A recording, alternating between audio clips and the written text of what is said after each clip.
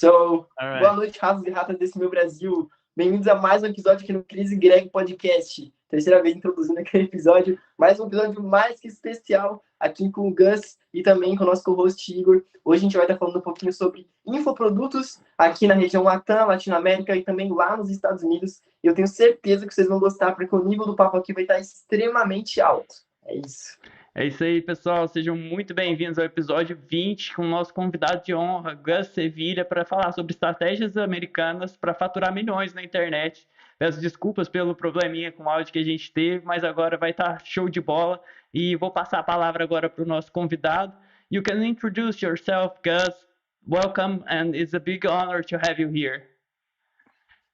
Guys, well, it's the honor is really mine. I'm pretty sure you guys said good things about me there. I have no idea, but it's a pleasure to be here. It's an honor, and I really thank you for the invitation. And before we start, we have to talk about our sponsors, and I will talk in Portuguese because I think most of the people will understand it. So, nossos patrocinadores, é importante a gente estar falando sobre eles. E o primeiro que eu quero falar é a Hospedagem, a melhor hospedagem com foco total para PLR do Brasil. Então, link tá aqui embaixo na descrição. O diferencial deles é o preço muito abaixo em comparação com o mercado, velocidade, e você ainda ganha de bônus Elementor Pro e AdHeart se você contratar o plano Premium. Agora também falar um pouquinho sobre o Dogão Designer, que é o homem responsável por deixar esse podcast aqui mais bonito. Então, se você precisa de qualquer coisa aí na sua operação, fazer uma VSL, criativo, qualquer coisa do gênero, chama lá o Dogão, que o cara mata no peito, faz um trabalho incrível. E por último, e não mais importante, falar também sobre o Fórum Black Hat, que é o maior fórum de marketing digital do mundo. A gente já passou mais de 10 mil membros, então se você não tá lá, você tá largando 10 casos atrás de todo mundo que tá lá dentro. Então já entra lá, link tá aqui na descrição, e você entrando com o nosso link, você ganha diversos bônus, incluindo todos os bônus de todos os episódios aqui do podcast, lá no grupo do Telegram. E é isso aí, pessoal. Agora a gente vai mudar para inglês e fazer várias perguntas aí pro Gus. So let's go, Gus. Let's start this episode. Please introduce yourself. Tell us a little bit about your story. How did you meet or started on digital marketing? Yeah, absolutely. Well, my name is Gus Sevilla. Born and raised in New York. My parents, like you said, my parents are from Ecuador, but I was born and raised in New York. I studied affiliate marketing. Well, I started marketing online, I would say about 21 years ago. Wow. That makes me a dinosaur. That makes me a dinosaur in internet years. And it's really changed my life. And when I say it's changed my life, I don't really say it lightly. It's really changed my life. It's changed my family's life. And the way I started was, I believe the way I started is the same way that many people start in this business. I started because I was hungry. And I don't mean I was hungry for success. I was literally hungry for not eating. And Really? I think everybody, people, when they say like, oh, what does every successful person have a rags to riches story? But I think is when you hit, when you hit bottom, that's when like your true strength comes out. And that's what happened to me over 21 years ago. I was married. I was getting a divorce. I lost my business. And at the moment I had 3 kids. I have 4 beautiful kids now.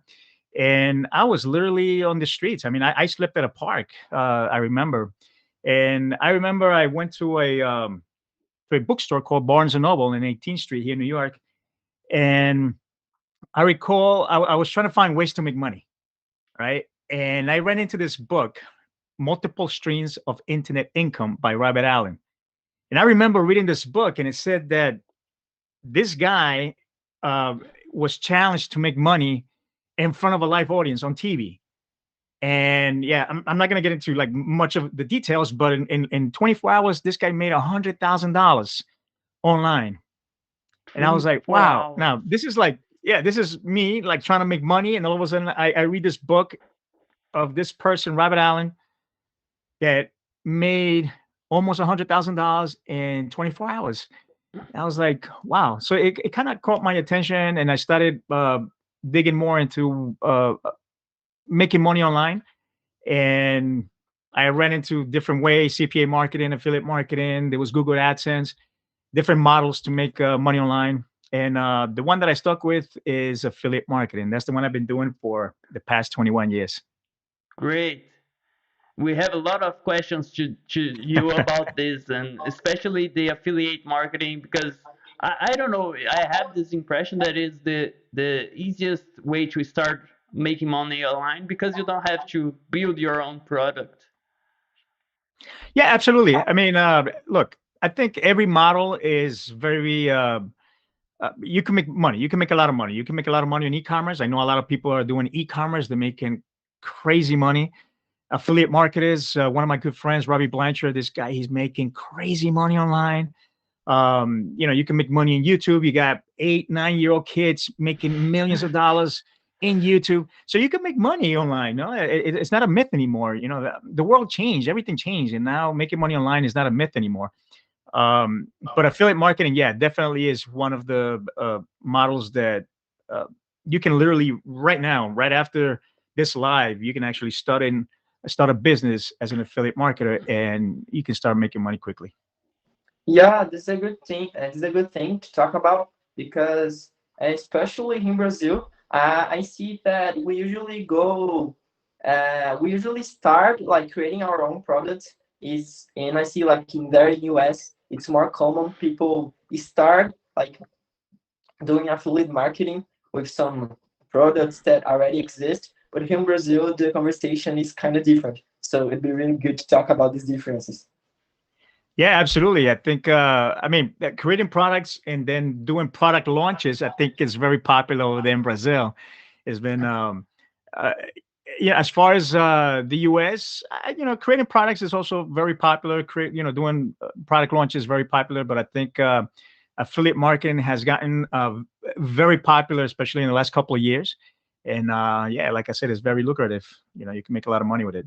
So, Yeah, I wanna ask you like you're already in this market for more than 21 years, and I would like to know what do you think were the biggest challenges then from when you start and from now, like what do you face and you thought, okay, I have to become this buyer or something like that.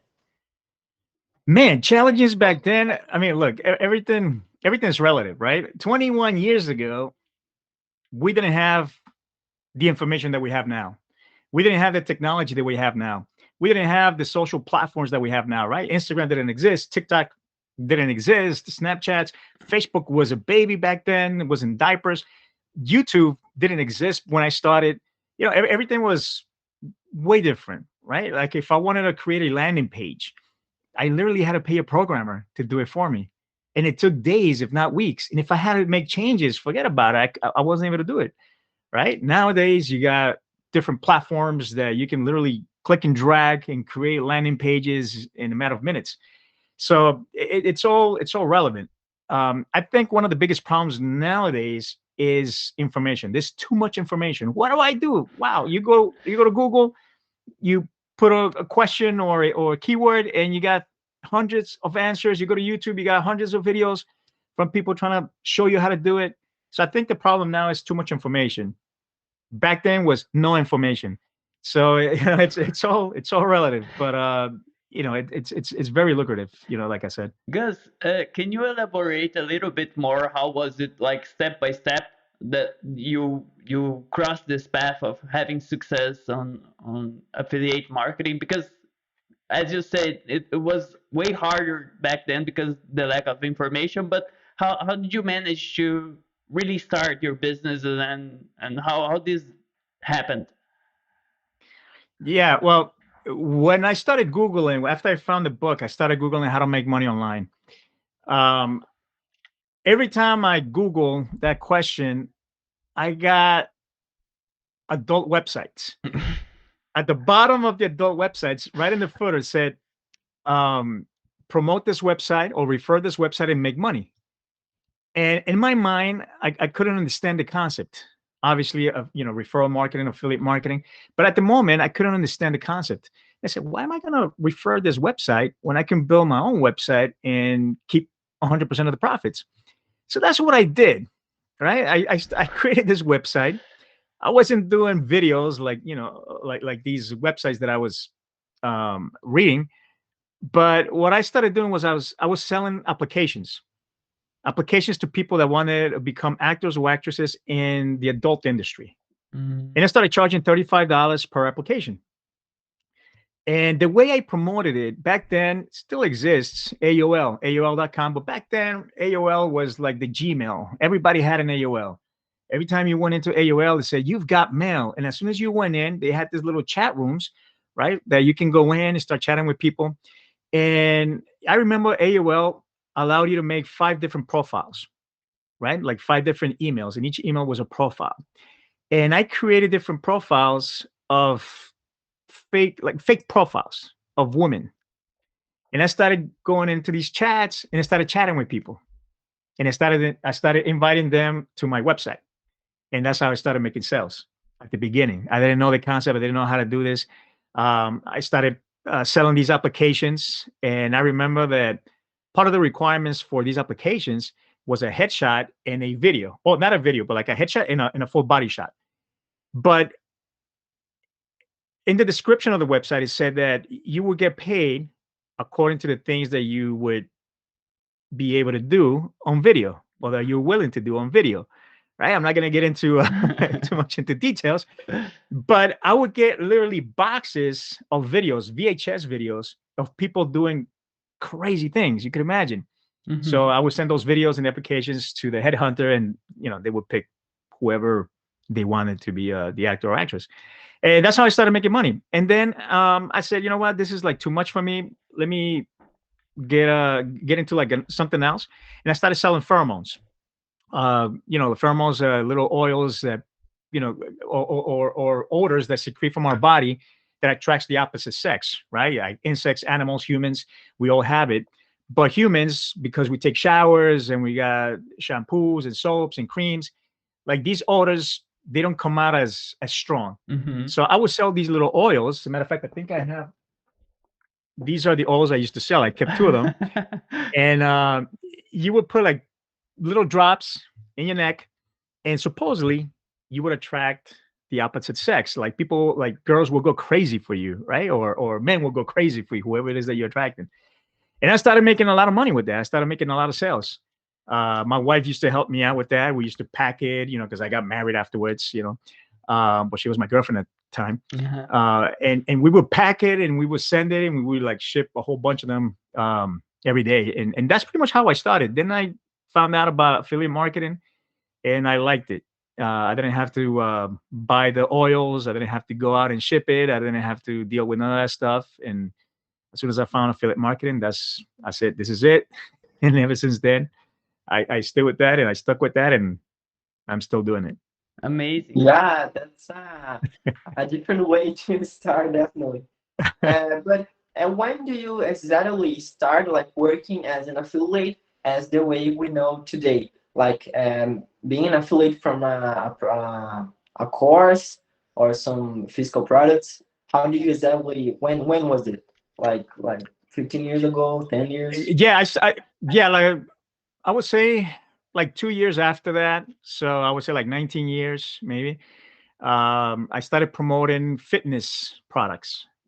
Uh, I started promoting fitness products through SEO. I started buying domains. I started writing articles.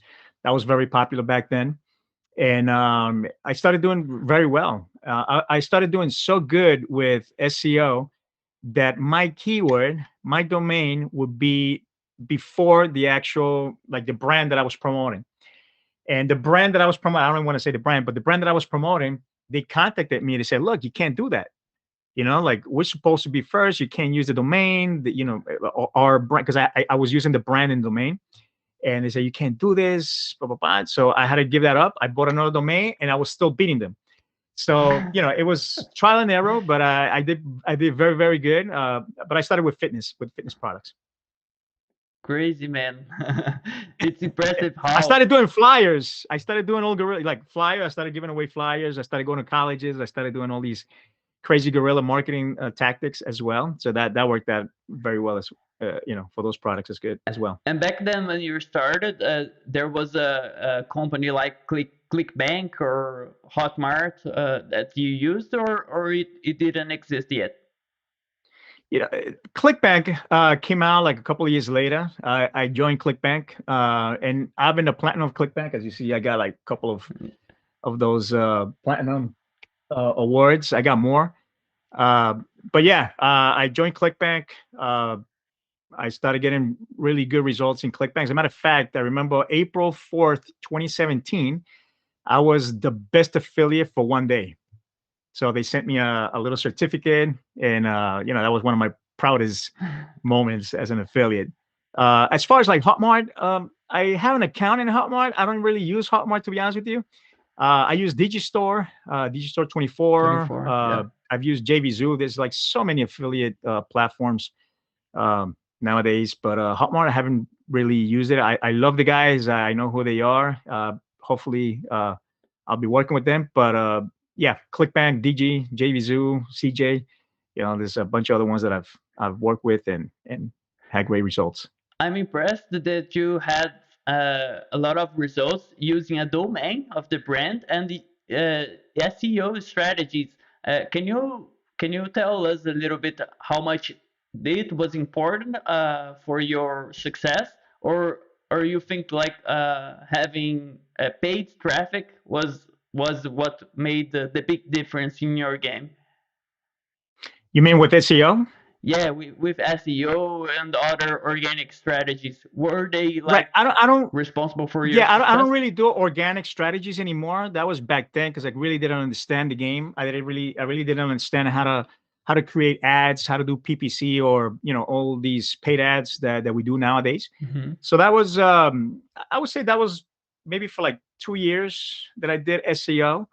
I did a lot of black hat things that were in the borderline of being legal or illegal, not because I wanted to do these illegal things, but because I didn't know any better. Mm-hmm. Like, for example, I started scraping emails, right?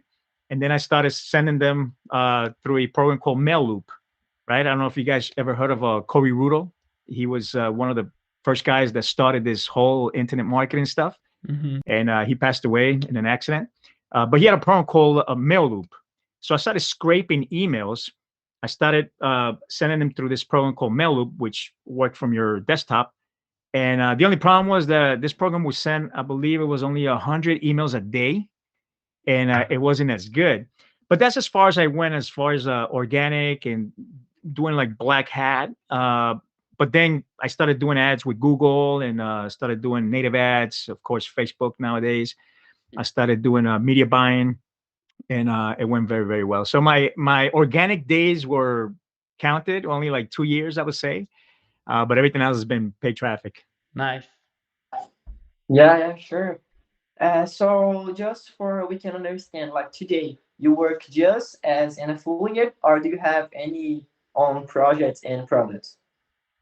Well, nowadays I have different projects. I do a lot of workshops. I do big events. But when I started, it was mainly affiliate marketing. I created 3 different products, not because I wanted it. They invited me to speak on stage, and they said that I had to sell something. I didn't have anything to sell, so I just created a product real quick. But I don't depend on product sales, or as far as like my own products or my own product launches. So I don't really have anything. Hopefully soon I'll come up with something. I don't know, as far as like how to do affiliate marketing. But right now, we just do big events. We do workshops. We do high ticket masterminds, $10,000 a pop, as far as like the masterminds, and still doing affiliate marketing. So that's what we're doing now. Great. And do you have like favorite niche to work, or do you work with anything good someone introduced to you? If somebody says, "Oh, this is a hot niche," and then you go there to experiment. Well, I think the 3 big ones, right? You got health, you got the relationships, and you got wealth. Yeah. Those are pretty good. Health is always good. People always going to want to look good, lose weight, or there's always something that people are going to want to better themselves, right? As far as health wise. So yeah, I think that one's a pretty big one. But one thing that I I could say is that because a lot of people ask me, Gus, how do you pick your products, right? Like, what kind of offers do you pick?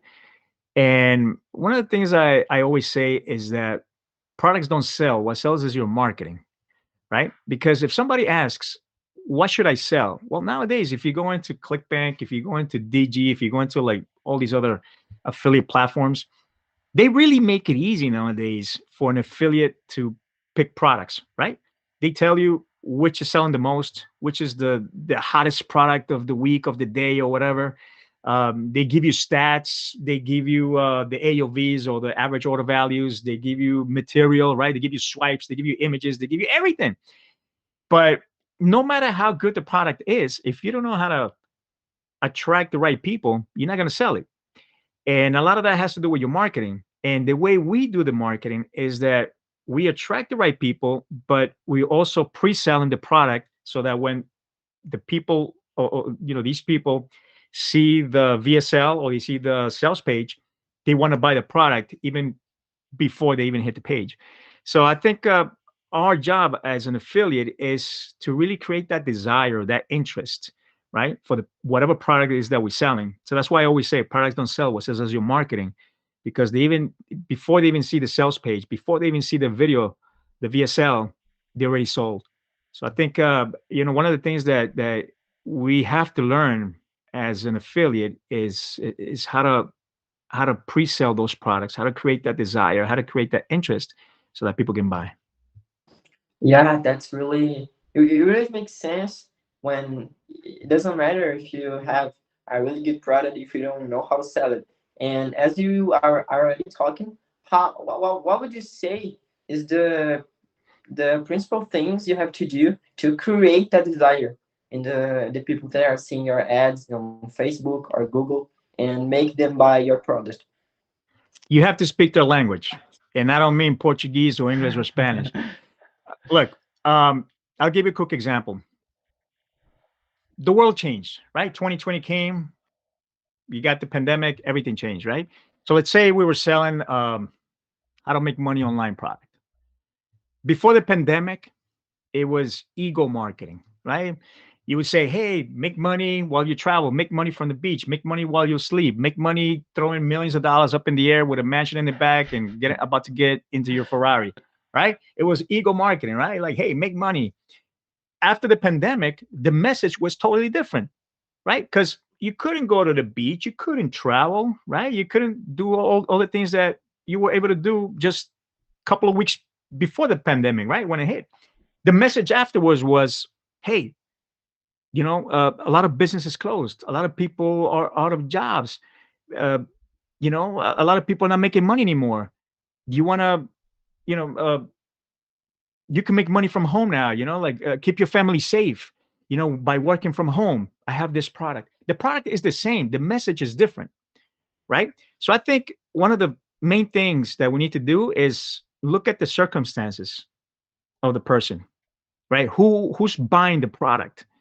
How do they want to consume that product, right? So, for example, if we're selling a weight loss product, right? Nowadays, pills are supplements is very popular, right? Hey, buy the supplements, and I'll ship it to you and all that stuff. Back then was consume a digital product and I'll show you how to lose weight by reading an ebook, right? Nowadays is all supplements.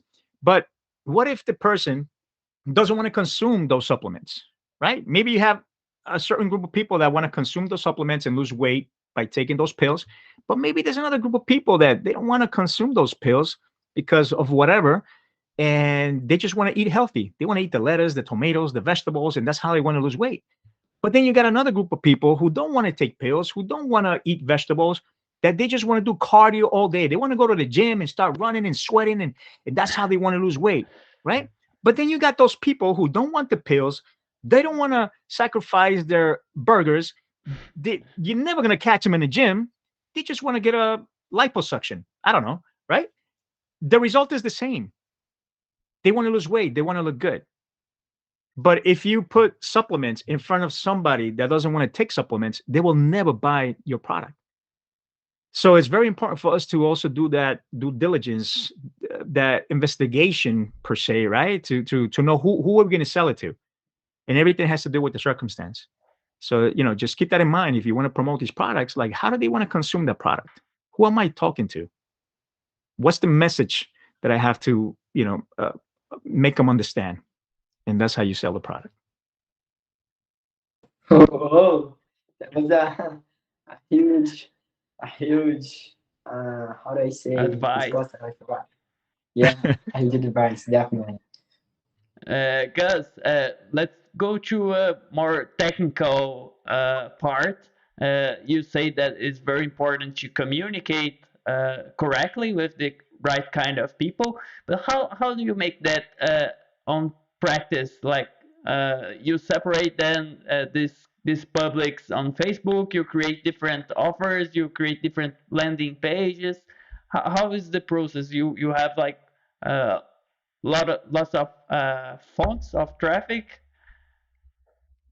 Well, yeah, we'll definitely create different landing pages, right? Because you're talking to different publics. Also, create different follow-up sequences, right? If you're collecting email addresses, eventually you're going to send messages. So you got to make sure that that message is to the right public, right?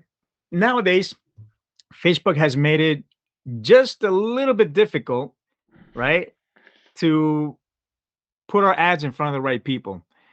And they're taking away the interests, right? Before you can just put like any interest. Nowadays, they've limited as far as who you can target as far as interest goes. But one of the things that I've learned all these years is that what's really going to segment your traffic is your copy. What are you going to write in your ad? What are you going to say in your lander? Right? That's going to either attract or repel the people that you want to work with, right? If you write the right copy, that's only going to attract the people that's interested in your product. Only they are going to be they're going to identify with the copy that you're writing, right? So, for example, I was in the military, right? I was in the U.S. Marines for many years. If I see an ad, right, maybe with a Marine Corps flag and talking military language, military lingo, I understand it because I was in the military. I'm like, hey, man, this is cool. I like this. It makes sense to me. But somebody that was not in the military, they will never understand it, right? Because they can't identify themselves. So it's the same thing. If we're doing copy for different products and different niches, if you speak the right language, you're only going to attract the right people. And once you attract the right people, you got to send them to the right lander that's speaking to them, right? That has the right fonts, the right message, the right hook, the right image, whatever. Because otherwise, you're just going to be wasting money with ads and not going to make any sales at all. Yeah, and I would like to know, as we were talking like a product that teaches people how to make money online, like in the wealth market. How do when we know that there are people who don't have like much money to test so many different offers and landing pages. How would you choose, like, you had to choose one public in this like wealth market? How would you choose, like, people who want to make like a huge money, people who just want to make an extra money? Do you just look for the size of this public, or do you look for something else? In the make money online niche, you mean? Yeah. Well, like I said, the message, right? So nowadays, Facebook makes it a little bit easy. But what I would do is I would make an ad. I wouldn't spend that much money. Maybe like $5 to test, and I would make it a broad audience, right? A broad audience. One, because if you're fishing, you're trying to fish, right? You need a big pond, right? So you can fish a lot of fish. And not only that, but Facebook is not going to charge that much, because the more you segment your traffic on Facebook, the more they charge you. So the more, the wider the audience, the less you're going to pay.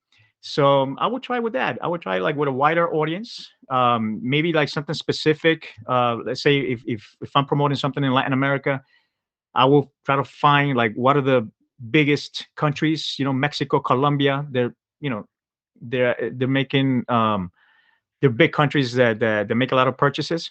So I would try those, and I will write the ad, according to whoever I want to attract. Nowadays, you got the young people, the millennials, that want to make a difference online, and they want to start making money online. So I would put a message to them, and and I will test it out, different landers. Because if you have to list three main things that are essential to scaling, what would it be? Three things essential to scaling. Well, one of the things you definitely need is you need to solve a problem, right? So look for a problem that you can solve, that you have a solution for, right? So your product has to solve a certain problem.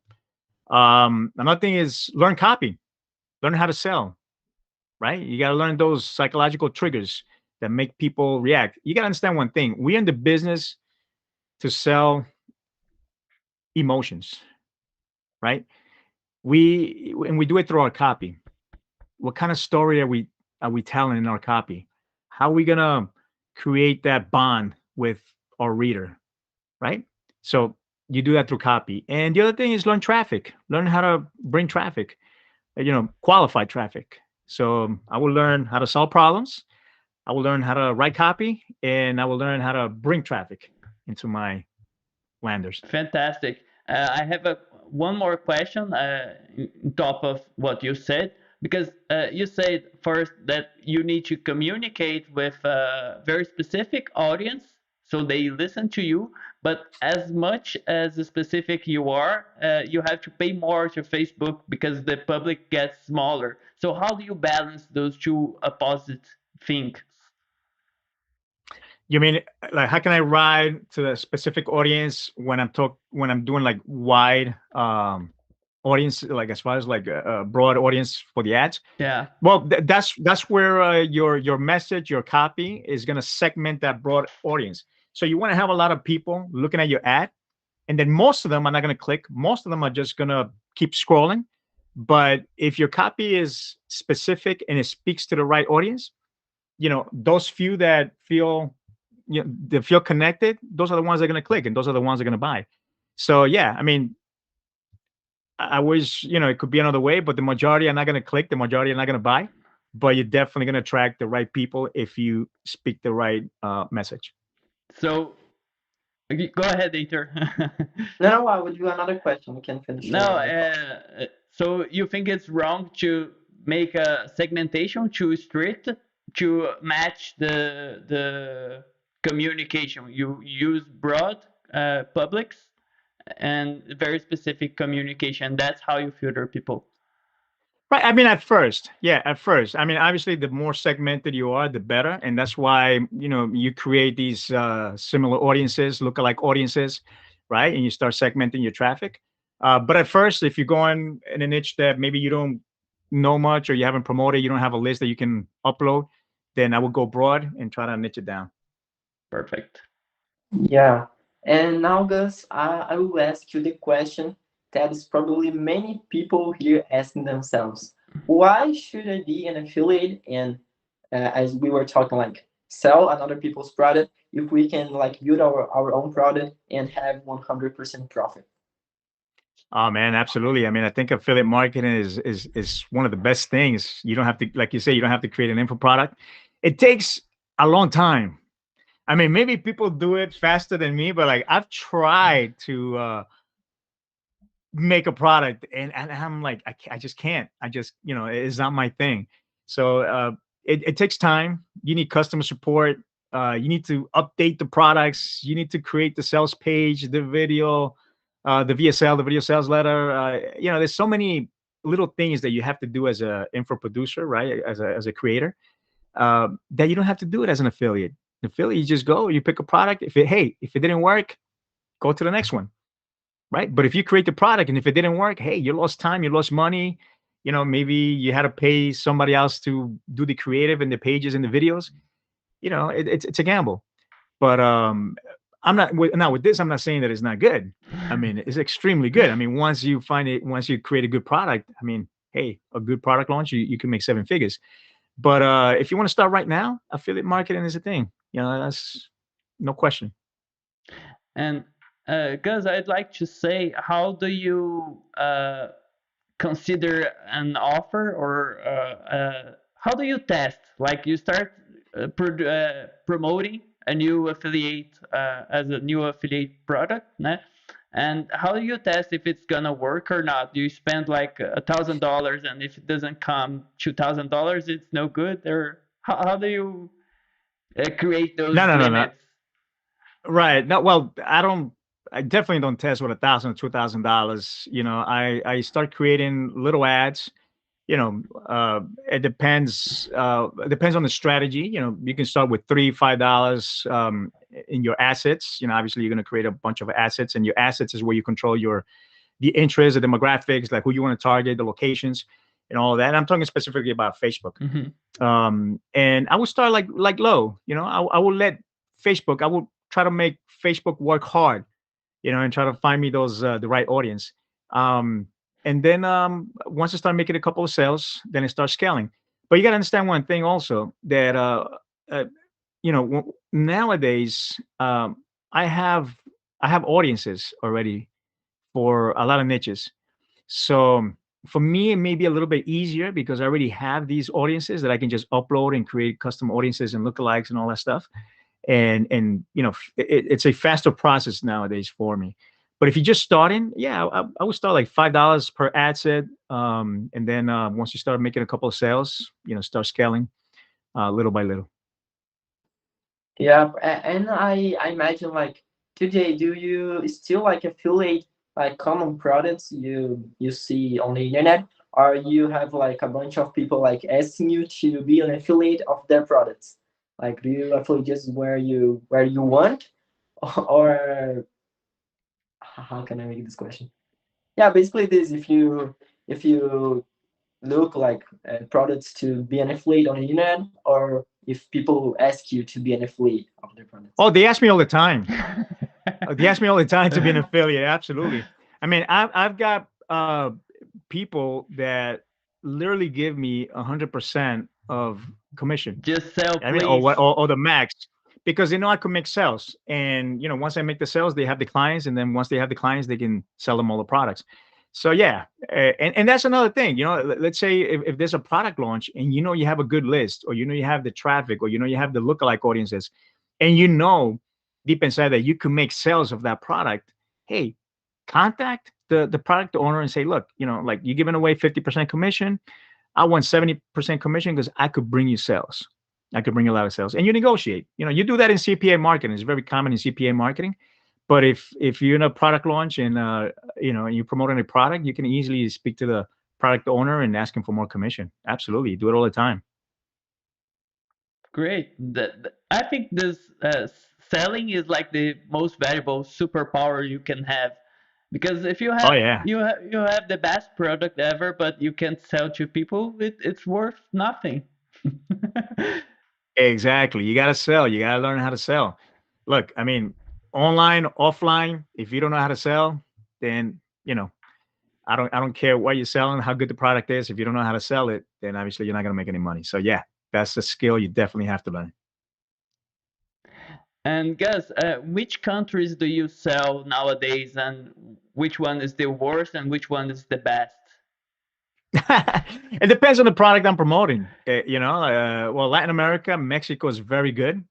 Colombia is really, really good. Peru is also very good. Also, Latinos, Hispanic in the U.S., Hispanic people that live in the U.S. is very, very good as well. So, but I would say right now, Mexico it's pretty big. Great. Last week we had invited person, or our guest was Zanetti, and he sells to Spanish speakers. So, but he Right. sells worldwide.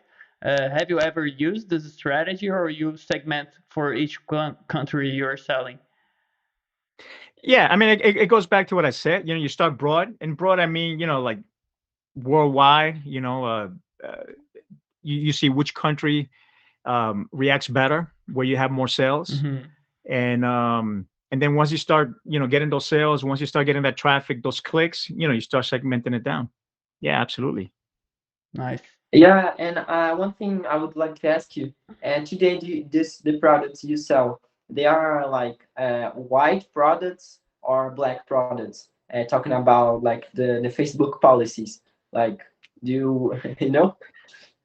Man, I've sold everything. And look, you can sell anything in Facebook, right? That's another myth that a lot of people say, like, no, I can't sell weight loss products because Facebook doesn't like affiliates, or Facebook doesn't like this, Facebook doesn't like crypto, Facebook doesn't like anything, right? But there are ways that you can do that, right? Uh, like I said, it depends on the message of the ad and depends on the lander, where they're going to land. And after the lander, you can sell them whatever you want. Once you put them in your email list, you can sell them whatever you want. But it's like if you want to sell guitars, right?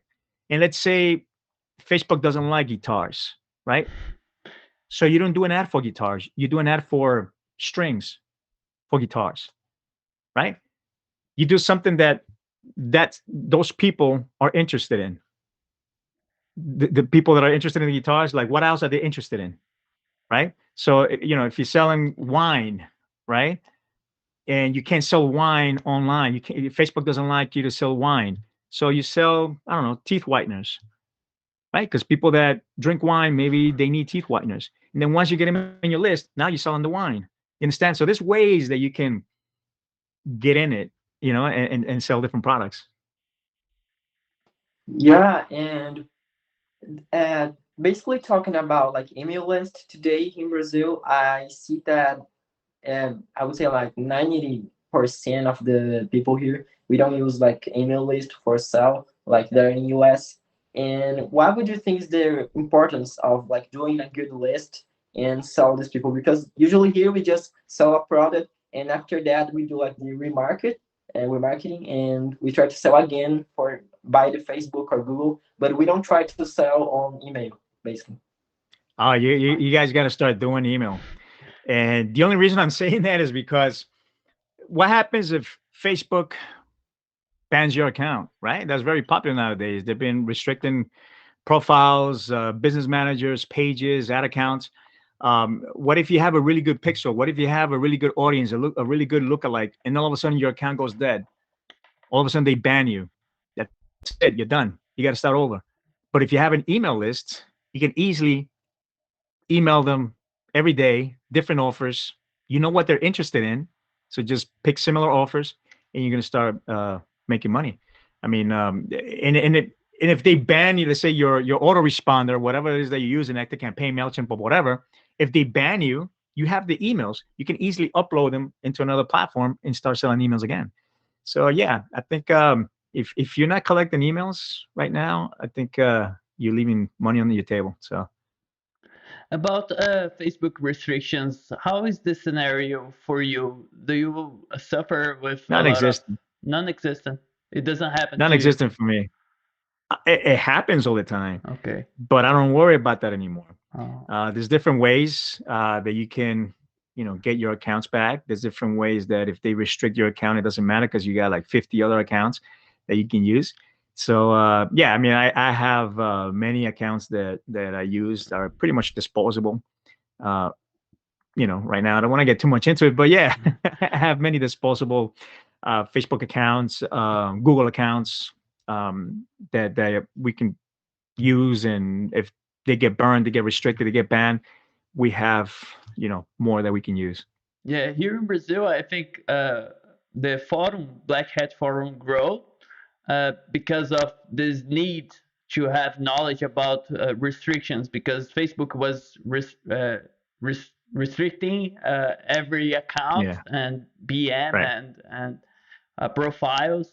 And the forum came to a solution for that problem. So people use multi-logging and scripts to automate the process of creating new accounts, and they sell accounts, buy accounts, and lend Right, accounts. right. So Exactly. Yeah, there's so many ways nowadays that you can get your ads running right away. So and look, in all these years that I've been doing marketing, you're always going to have obstacles, right? We used to have the Google slap, a couple of years back. I lost a lot of accounts. A lot of people gave up. Um, Recently with Facebook, they started with the iOS 14, right? Where Google started banning Facebook, or Apple started banning Facebook, right? Yeah. And you couldn't run, like all the problems that they had, which made our job a little bit more difficult. Mm-hmm. But somebody came up with a solution, right? There's different trackers, there's different ways that you can track your sales nowadays, right? And you're always going to have that. You're always going to have obstacles. But I think if you persevere and you find a solution for that, you're going to make money. You're definitely going to make money. Yeah, as we are already talking about the forum, you're not there, right, Gus? I'm not Inside the sure. No, I forum. don't think so. I don't think so. You guys got to send me the invite. Yeah, I would say that I will talk to Raton, that is the owner of the forum, and we can give you there a free account with like a special member there, and you Thank can you. you can come there with us. And as we Appreciate it. are coming back to what I was talking about, like email list, how do you make to track and separate like different audiences on your email list, like from the people who already bought, from the people who didn't buy? How do you do that? Yeah, I mean, nowadays, autoresponders, they're dynamic, right? So you can actually track whoever opens the email, whoever clicks a link, whoever purchases, right? You can put them in different sequences. So nowadays, depends on the autoresponder that you're using. The whole process is just a lot easier. What does take time is for you to create all the messages and the sequences and actually start creating all the automations. So if somebody buys something, what are the emails that you're going to send them, right? You got to take them out of this list because they're not a prospect anymore. They're already a client. So what else are you going to sell them, right? Maybe a mastermind or maybe another product. And after they buy that, you got to have another automation ready, right? Another sequence ready. So that's what takes time. But once you have that done, everything else is pretty much automatic. Gus, can you tell us a little bit more about your operation nowadays? Like, how many people are involved with your business, and do you have like different companies for different, I don't know, niches? And how do you organize all of that? Because I imagine that you Yeah. you don't do everything alone. Oh, no, no, absolutely. I mean, I have a team of 9 people. I have people that work in the Philippines. I have people that work in Vietnam. I have people that work in Venezuela. I have people that work in Colombia. I have people all over. From designers, they do social media. I got somebody else that does content. People that do video editing, programmers. So I do have a full team now, but they're like everywhere. And as far as like how I work, I just communicate with one person, the project manager, and she pretty much distributes all the tasks to the right department. Yeah, Nice. I don't talk to that many people. Yeah, that I think that's amazing because if you were to micromanage everyone, you wouldn't have a life. Go crazy. Uh, Absolutely. interesting. Yeah. Yeah, yeah. So yeah, it's definitely made my life a lot easier. Obviously, it wasn't like that at the beginning. You scale as you go, as you grow. And that's very important for you to know because nowadays, you see a lot of things online, right? You see a lot of young people saying, "Hey, I made $1 million in 2 minutes." Oh, I'm an influencer and I just wrote 3 posts and I made $10 million. It's like, wow, it's crazy. Like, I mean, man, teach me. I've been doing this for 21 years, but show me how to do what you did. And it's grown to be, I don't know, a little like you can do those things, but it takes work, right? Yeah. And you got to be very careful also, who you follow, right? Who are you buying these products from? Because a lot of times, a lot of people that are selling you products, they're not doing what they're showing you or teaching you in the course. They're making the money with the product launch, right? Yes. Like all these awards and everything that I have, and I got more in the other room. They're all through affiliate marketing.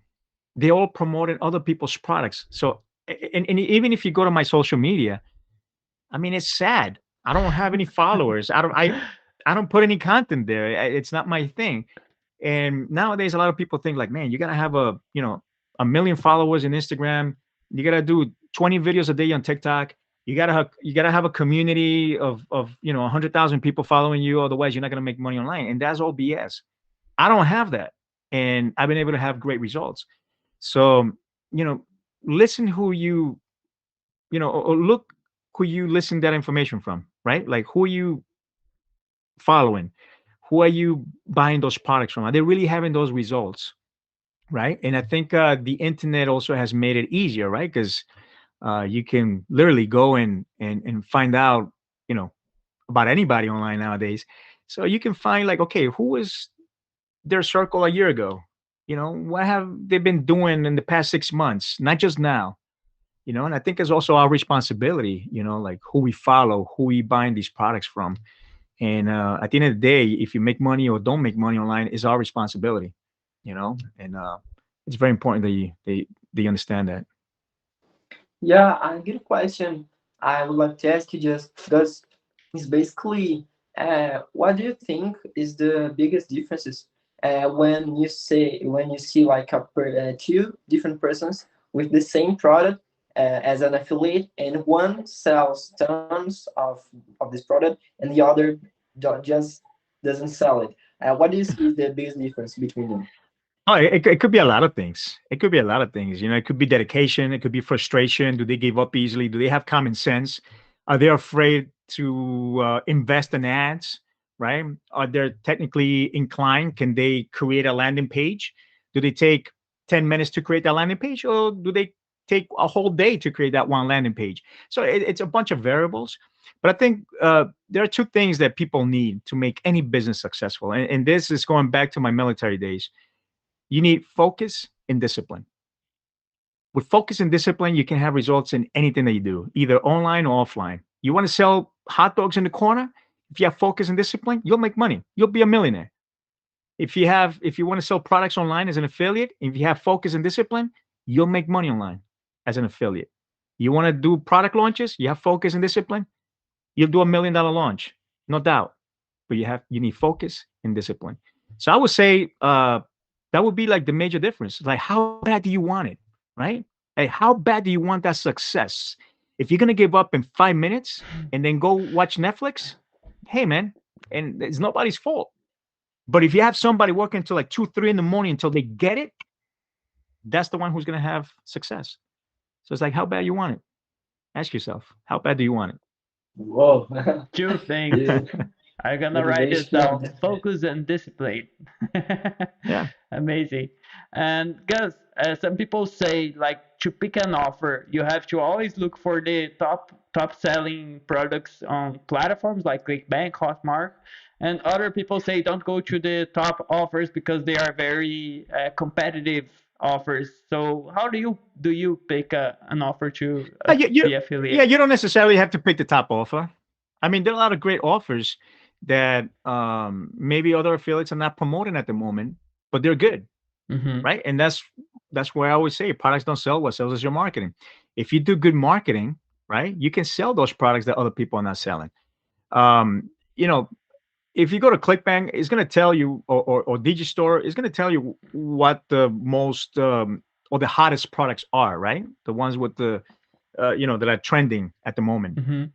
And if they're selling, right? If other affiliates are selling it, it's because the product is good. It has a good sales page. Maybe it has a good video, right? Maybe it has good swipes. I don't know. And why not? If other people are making money, why not promote it? But that doesn't mean that there are other products that they may not be in the first page, or they may not be the hottest product at the moment, but that are really good products. It's like your hidden gem, right? So it's all about testing, do a little marketing in there, maybe do a lander, maybe do a quiz page, a splash page, article, I don't know, whatever it is. Send some traffic, see if it works. And if you make some sales, scale it. Do you think it's important to have passion or have interest in the niche you are working with, or it doesn't really matter? What matters is just testing and see what sells? Man, if I tell you the stuff that I've been selling, I don't have any I don't have passion on hair loss. Believe me. I don't have passion on on erectile dysfunction. But but they sell, right? So I think I think your marketing, you should be passionate about your marketing, about selling. And I Perfect. think, yeah, you can sell anything, man. Yeah, and I would like to ask you, when you become an affiliate of some product, and we know that there are some products that they already give you like uh, the page, the The VSL, swipe, the copy, yeah. yeah, all the things. Do you create your own personal structure for each product, or do you use what they give you? No, and that's another thing that I've seen, especially in the Spanish market, that it's become very trendy for people to create their own sales page, right? To put videos and testimonials and buy buttons and create like a little mini sales page. We don't have to do that. I don't do that, right? That's the product owner's job, not my job. He knows his product. He knows what to say in the sales page. My job is only to attract people, the right people that may be interested in that product. So I don't do any of that stuff. I don't do any of the sales page copy or the VSLs. I don't do any of that stuff. All I do is create a bridge page. Could be a quiz page, could be a splash page, could be an article page, like a blog style page, something that pre-sells the product so that when they reach the sales page, so when they see the VSL, they're already sold. So that's Yeah, what I do. and we know that we have to look after a good product and also like a good VSL copy and now this type of thing.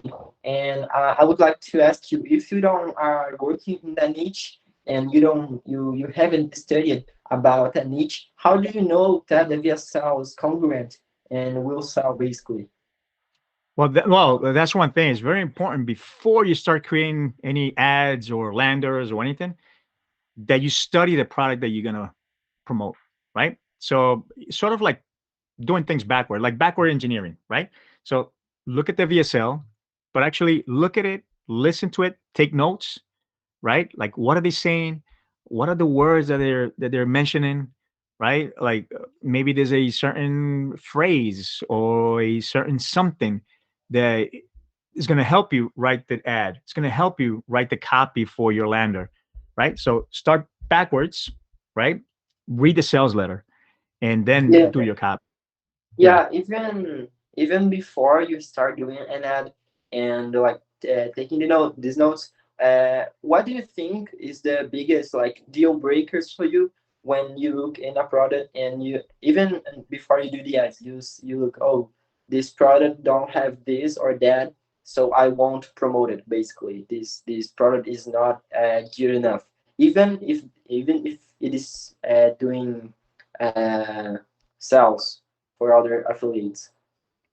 Man, I don't really discriminate. You know, what I mean, I test all products. Yeah, there's some products that just by looking at the sales letter, you can tell, this product is not done right, or just by reading it doesn't make sense, or just by looking at it is not attractive enough, right? So there's some products that you know you can tell, but for the most part, the products that are on top nowadays, they're pretty well done. As far as production, videos, and design, it's visually appealing, right, to the eye. So, and of course, the copy has to make sense.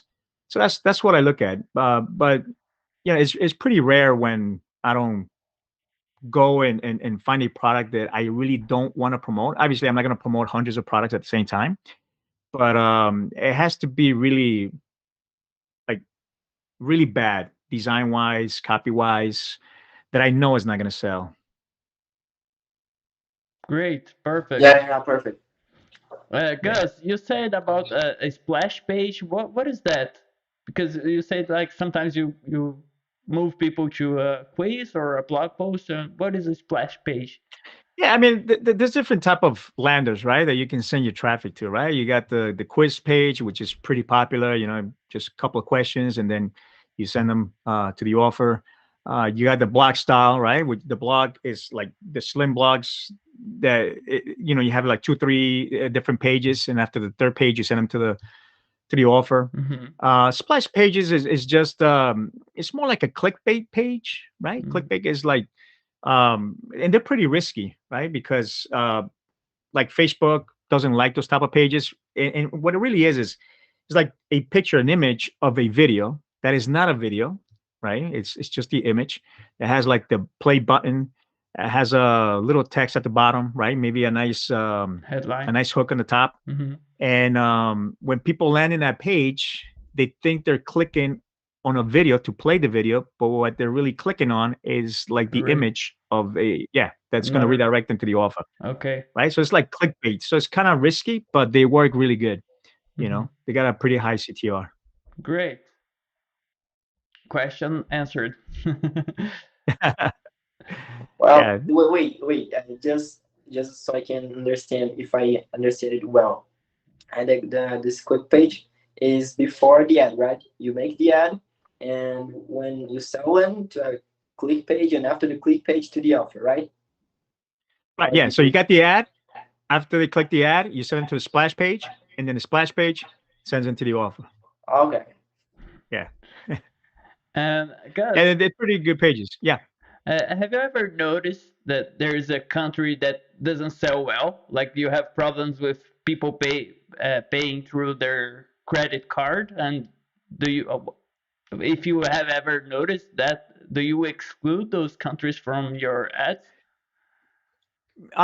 Yeah. I mean, there are some countries that maybe they're banned by certain platforms, right? You got Argentina, Venezuela, Nicaragua, Cuba, those type of countries. But for the most part, it also depends on the platform, right? So, for example, like Hotmart is great for Latin America, right? Mm-hmm. Brazil, but maybe Digistore, or maybe ClickBank, they're not as friendly, for Spanish speaking countries. And that's because of the way they purchase, right? Like in Latin America, they like to go to the local bank and make a deposit, or go to the local store and just pay in the store, right? But some platforms allow that, some platforms don't. But as far as like countries, there's some countries that even if the people want to buy, unfortunately they can't. They're either limited or they're not allowed to. So I mean, I do segment those countries that they're geolocation. not. Yeah, Okay. those countries. Yeah, absolutely. Yeah, perfect. Just sorry, I'm coming back again to the splash page. The splash page. Basically, you do this like a pre-sale, so Facebook don't restrict your accounts. Because what would be the difference between sending this person directly to the page, the sales page, or this splash page with the image? Right. Well, you control your traffic. See, what happens is, and this is what happened like many years ago with Google, right? With the Google Slap, we used to send the traffic directly to the offer, right? To the sales page, and it might have been compliant at the time, but maybe because the product owner wants to split test or they want to change something, they change the header, they put a different image, maybe they change the whole page. All of a sudden, you're sending traffic. Now the page is different, is not compliant, and all of a sudden you get banned, right? Not only that, but you can't put pixels in somebody else's page, right? So the lander, you can put pixels, you can do double redirects where you can, still track and fire pixels for, leads or whatever it is that you want to track. And you're pretty much controlling your traffic, right? You can get subscribers, put them in your email list. You can fire your own pixels. You can do retargeting. But if you would send that traffic directly to the offer, right, you can't do none of that stuff. So that's why we use these bridge pages. Yeah, now I got it. Thanks. Yeah. And Gus, I would ask you, if your money in the bank just disappeared and you don't have any of your network contacts anymore, they are also disappeared, and you just have your knowledge that you have today, what would you do exactly to start making some cash and start doing your first sales? Man, if I didn't have anything, what I would do is help local businesses. And then once I start making money, go back into affiliate marketing. Great. Yeah. So definitely help local business, especially nowadays, after the pandemic, a lot of businesses need our help, right? Need people like us to help them bring clients. So if we don't have any money, but we can use our skill to help them bring clients, we're going to make money. We're going to help them. Once we start making money, now I can start doing my affiliate marketing. I have money for ads. I have money, to create my business from scratch again. So that's what I would do. Yeah, perfect. I don't know. I think 4 years ago, I think Ygor can tell me better. Here in Brazil, there was this time where this was really common here, like helping local businesses growing as a like a traffic gesture. I don't know here. Uh, uh, a lot of media buyers were Yeah. approaching local Okay. business to promote their business. Back, Yeah. A lot of agencies, media buyers. yeah. Yeah, definitely. A lot of businesses nowadays are looking for people like us. You got to understand one thing. Although the internet exists, I've been doing this for 21 years, and although it's been there, it's really a new thing, right? Especially, like I said, after the pandemic, right? A lot of people, they didn't depend on the internet to bring clients, right? But after the pandemic, everything closed, everything changed, right? You got the Uber Eats, you got the Amazons that put in other businesses out of business.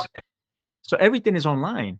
So there's a lot of people like the mom and pops, plumber, right? Or the little pizzeria in the corner, or the little bakery in the corner, or the family dentist, right?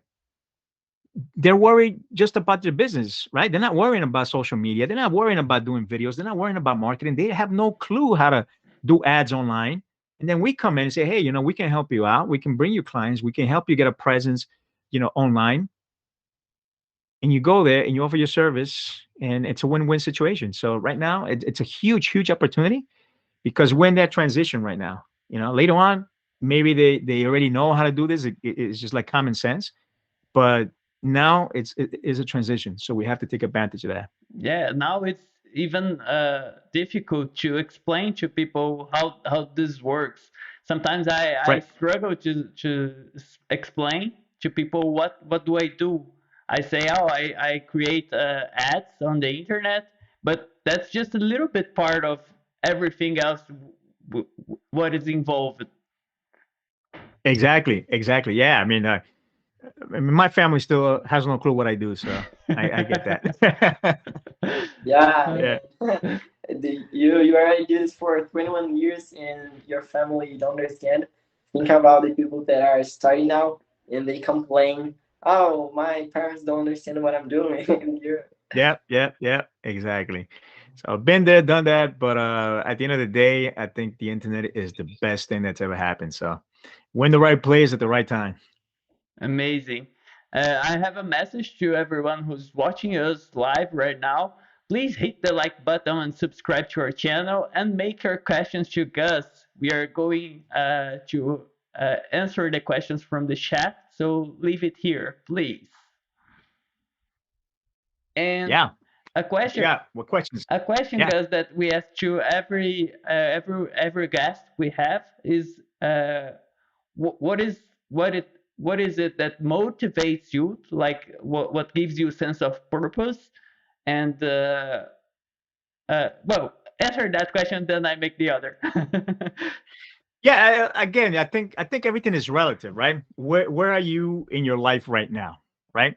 So back then when I started, my motivation was different. My motivation was like I had to make money. I had to eat. I had to pay my rent. Yes. I had to feed my kids. So my motivation was different, right? Then my motivation was I want peace of mind. I need to make money so I can have peace of mind. Because with peace of mind, I can think straight, I can create other projects, and I can make more money. But if I don't have peace of mind because I need money, then all I'm going to think about is trying to make money, trying to look for different opportunities. What's the next shiny object, right? But once you have peace of mind, you can scale your business. Nowadays, thank God, I've been blessed. My business is doing very, very well. I have a beautiful family. I think now it's maintaining that peace of mind, I'm investing. I'm taking the money from the internet that I make on the internet offline. Buying properties. Getting into different businesses, doing different projects um, that fulfill me. Mhm. And some of those projects are actually projects that have to do with my business online, but I'm doing it offline, right? And I think once everything is ready, I'll definitely share it with you guys. But it's definitely going to be something that it's a little bit different, but it's pretty lucrative, and I think you guys will enjoy it once everything is out. So I'm not gonna say anything more, but yeah, that's so what I'm trying to say is that once the business is going, you're gonna come up with different projects, things that maybe you don't know if it's gonna work, maybe it does, maybe it doesn't. Mhm. But you have the choice now to do it. So I've been blessed to um, have these opportunities and choices to do different things, and so that's what I'm doing right now. Great. And I'm very curious about what's going to happen Oh, in the you'll future. find out pretty soon. You'll find out pretty soon. I'll keep tuned on Instagram, and I'm sure that you'll share it there. Oh And yeah, we're definitely gonna be sharing it in there. Yeah, the yeah, other pretty question soon. we always make to our guests is what are the plans for the next year and the next 5 years? Where do you wanna go? And what do you want to achieve? Man, Igor, I have no clue. I don't even know what I'm gonna do next week. You know? All I have right now is like I know what I'm doing now and what my exit strategy for that specific project is. What am I look? Then again, it's all about the circumstance, right? It's all relative. What happened in 2019? If you ask me that question, if you ask that question in 2019, you will get a totally different answer if you ask the same question after 2020, right? Yeah, Because things changed, the world shut down. So I definitely. don't know where I'm going to be. I don't know if there's going to be like another pandemic or anything. All I know is that for what I'm doing right now, um, I'm focusing on that. Obviously, I have a long-term goal, right? I Mhm. mean, eventually, I can't say I don't want to work anymore because that's impossible. I love what I do, right? So I'm always going to be doing something, but I don't know what crazy project I'm going to do in the next 2, 3 years, Uh-huh. right? Like I said, I don't even know what I'm going to have for breakfast tomorrow. So where I'm going to be. So I can't really tell you, but all I can tell you is that definitely going to try to keep scaling the business. Definitely going to try to do different projects, get into different opportunities, do different things than just affiliate marketing, right? Try to use affiliate marketing as leverage for all the other projects that we're doing. So that's the plan, I Perfect. think. And I think it's a very powerful and good strategy. Yeah, I definitely got Yeah, to focus, like I said, with what I'm doing right now. I can't even think what I'm gonna do. You know, next week. in the Yeah. next couple of years. Yeah. Um, Talking about a completely different thing. Uh, in the beginning of our conversation, you were talking that you are doing many like masterminds, and many presential things. And I would like to ask you, what do you think is the main things like a presential event has to have to create a desire in people to go there and pay like high ticket prices to go in your presential things, basically. Results.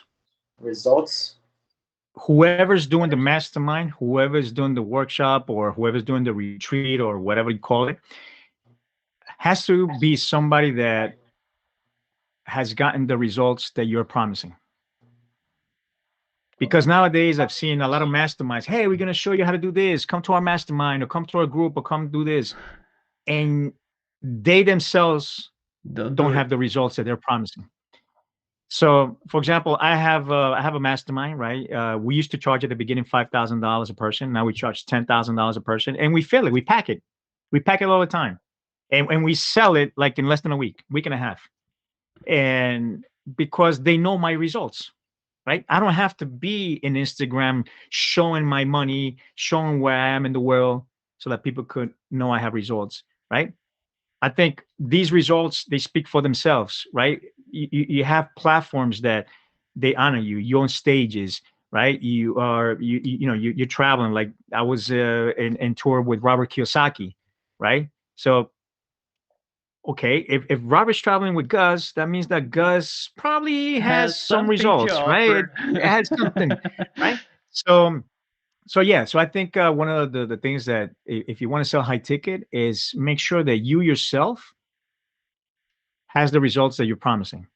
So, and I think the sell will be a lot easier. Okay, and for how many people do you usually sell this 10,000 ticket? Well, I usually say for 20 people, but we usually get more. Like the last time we had about 32, 34 people, you know. Okay. So, but I limit to 20, but for some reason they they just buy. So yeah, Yeah, yeah, yeah, it's a small and group. Yeah. you were saying, the first thing we need to have in this type of presential project is to bring people that have result about what they are talking. And if we were going to do like some presential project in Brazil, we would definitely invite you. Ah, Because I don't. thank you, appreciate it. Have you already come here to Brazil? I was in Brazil, man. I think that was like 1994. I think I was a young pup. And I I was was Whoa. there. boarding. I was there many years ago. I was there for I think for about 2 months or something like that. And yeah, it was good. It was great. I loved it. I loved it. We'd love to come back. Absolutely. Yeah, yeah, definitely. Yeah, we'll Yeah, talk about this. Definitely. sure, man. Yeah, I'll be glad to go. Amazing. That's good. Well, guys, let me see if we have questions from YouTube chat, and I think there isn't any. But I really like to thank you for coming here to talk to us. A really great experience, a lot of insights, a lot of knowledge you shared, and I hope we can talk more in this kind of episode on inclusive also presential meeting here in Brazil or whatever place that Sure. we could meet. Yeah, absolutely, absolutely. I mean, I enjoyed this time with you guys. Thank you for the invitation. Anytime you guys want me to be back, just let me know, and I'll be here. I Yeah, really yeah, thank you guys. definitely. I also want to thank you. It was a pleasure to meet you. I really like it. Our conversation got me really so many insights. And just so you can know, we will translate all the English episodes later, so more people can understand what we're talking. Because, like, I would say 90% of our public doesn't speak English, so it will be kind Well, of maybe difficult. I learned Portuguese. I don't know, but Yeah, Uh, definitely can make nah, it. I really thank you guys. I really appreciate it. Next time, just let me know, and I'm here. No problem. Amazing. Thank us. Thank you a lot. Thank you Have very a much. great night or great evening. I don't know what time is it where you're talking from, but it was really pleasurable talking to you. Awesome. Thank you very much. All right, guys. Thank Bye. you.